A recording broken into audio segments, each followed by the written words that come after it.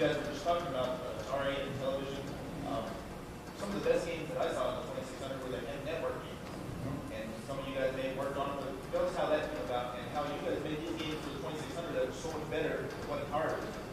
Yeah, I remember when Star Strike came out, that had been programmed by Dave Akers, I mentioned earlier.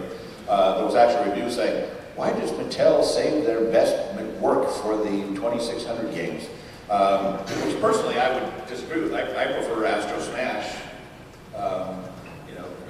John's original version, to Astro Blast, which is our translation on the 2600.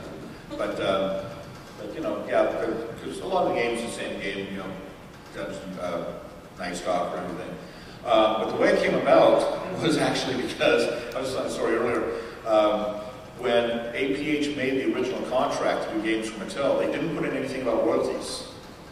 And so suddenly they're doing these games for like $27,000 for Intellivision. They're seeing sell 1 million copies. They're going, hey, we made a mistake there. We should have got some royalties. So they got this idea that they could do 2,600 games for Mattel also. So they went and figured out how to do that, and then came to Mattel and said, look, we've got all these 2,600 games now, and well, we want royalties this time. And they actually went through the big subterfuge because they were afraid that Mattel would say, no, the contract we have covers all games. So they actually laid off their top people, and they had, and they developed them through the third-party guy came and said, I figured this out. Was that? They made another company called Check. Yeah, they were doing all this. Anyway, they finally brought it about. So it actually came about because APH wanted royalties on the games, and they couldn't get them off the Intellivision ones, so they wanted to do the 2,600 ones. So that's how it came about. And so initially, their top people were working on those games. In fact, there's a whole pattern that we had in the last year that instead of all being on a television, we started to fractionalize, aiming at different things. So some, like Dave Akers and some of the programmers looking at the 2600. Bill going to Taiwan, Keith led another team. We had the people who were working on the advanced Mattel platform that never shipped, working on secret projects there. And I was working on Master of the Universe for ColecoVision, which was about 90% done. Showed at CES in 1984. But see, I disagree that the best stuff was done on the 2600. With the example being Burger Time. No. The best Atari game. Well, were made by a I said our Atari game was better than oh, the Atari games. Well, yeah. See, this is actually something that every now and then I'll see somebody talk about the baseball games, for example, and they'll say, "Well, yeah, in the commercials they always compare the television to the worst of the Atari baseball games, but Atari did some good ones." Well, that's because we helped raise the standard there. Yes, their first game was bad, but then we did an Atari baseball game that was really good. In fact, David Rolfe, again, he did that one. And so then they did their Real Sports one, which they kind of learned from us how to make it, how to do it better. But they didn't have incentive until there was this real competition coming about. So, and I know that when Eric Del Sesto was one of our guys, and he was working on stuff, he discovered how to eliminate, there's kind of these random black lines on the levels. He discovered how to get rid of those by timing it just right so it made it look like a border.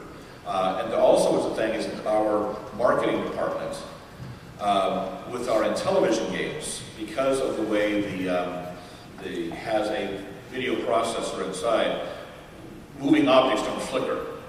But on Atari, the moving objects will flicker as you reposition them on the screen and everything. So our marketing department said, we want to be the company where the games don't flicker. So they wanted the same standard of the Intellivision games on the Atari. So there was a little bit more also of a kind of a marketing rule that flicker had to be minimized. So that was kind of what just came down. One comment for context. Remember, we're talking about different companies, all with very large teams. On any of our companies, if you point to any one title, you can find some titles where something lagged. The top programmers on each of these teams were world-class programmers, and there is a universal pattern of respect. So yes, on one particular game you might find something that shines in some way, but I think one of the things that long-term, I know I certainly feel and I believe reflects what we've all said here is, by and large, the top programmers of the other teams were outstanding people we admired very much. I still feel very badly at one of these things. I was interviewed. One second, I'll get you. I was just going to say that very badly. One of these things a few years ago, they were asking me about, well, why did the gaming industry crash back then? Oh, you had a lot of bad games, and I singled out the E.T. game. I said, oh, the E.T. game that really did bad. And then they cut directly from me to the guy who programmed it. He said, well, we finished it on time. I mean, we had 3 weeks, and we made a game. I would challenge anybody else. I feel so bad that I didn't mean to actually, like, boom, slam that guy and blame the whole thing on him. But, yes. One thing I wanted to mention was that Intellivision was always number 2.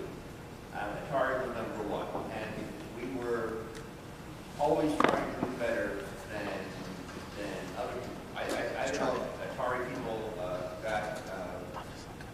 thought they were number 1, they didn't have to work very hard, or whether it was management issues that I've heard about. But Intellivision, internally, we were very focused on doing the best games we could. And the marketing department had their input, of course, but we were a little like A-list. We always had to do better than number 1. So if Atari came out with a game, a similar one, ours would be better. Look better, play better, and do better. So I think that sense helped us in the fact that we were not dominant. And also, we were a little bit more upscale than Atari because our systems were more expensive. So we wanted to deliver. When people paid the extra money, we wanted to deliver really good games. I would point out also that I believe that Atari and Activision, they hired more of our people away. I don't know how many, who did we ever hire from one of their companies? They rated us, we didn't rate them. Including right from John Sohl was rated from us, but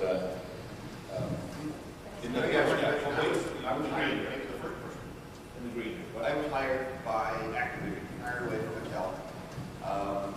And that is maybe at least half a dozen people came, they didn't come with me, but after a year later, there were half a dozen ex-Intellivision people who spoke fluent or California. So I guess in the product development department was an incubator for game design. you bet, they wanted us. We were the best. I got an offer, I didn't go. I got an offer, I didn't go either. I didn't get a single offer. No. Yes, so this question leads right into that. Of course, at Atari, they had 2 ways of programmers that split the scene and formed their own companies because they wanted recognition and more money. Right. And that didn't happen in television. Was that because you guys were unhappy but you liked working there, or was it because you were treated so well that there was no reason to leave? Well, we did have people leave. I mean, we had a whole group left. People left to form their own company. Well, not to form their own company exactly, but Russ Haft and the guys who left to form the Atari Soft. I mean, Atari kind of treated that as its own company, and they really gave Russ the kind of chance to be the manager and to really run the company himself. So, there was that whole group. I mean, they actually opened it in Santa Monica, so they could just go right up the street as opposed to up in Silicon Valley. They also promised us bonuses if our games sold better. But that was for the very end. Yeah, that was At the end. Yeah, it was not a royalty plan, it was a bonus plan. Yeah, I used Activision.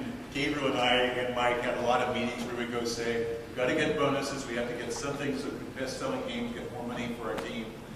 After all, you don't want Activision or iMagic to start successfully raiding here.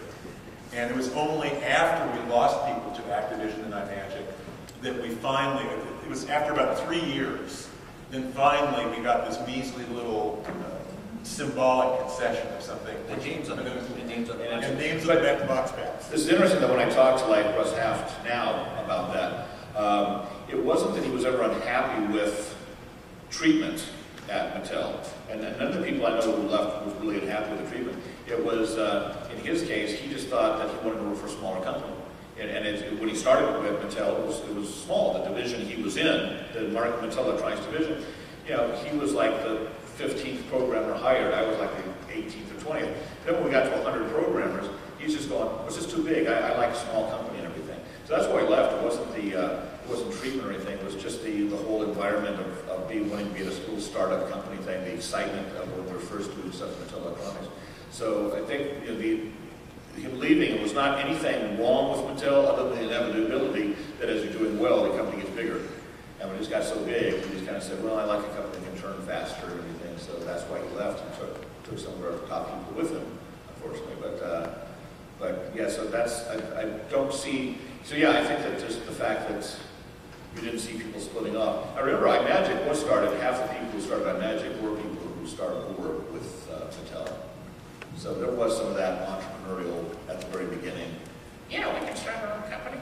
But no, I think the environment of Mattel and the treatment of Mattel was very good and did do a lot for holding on to programmers.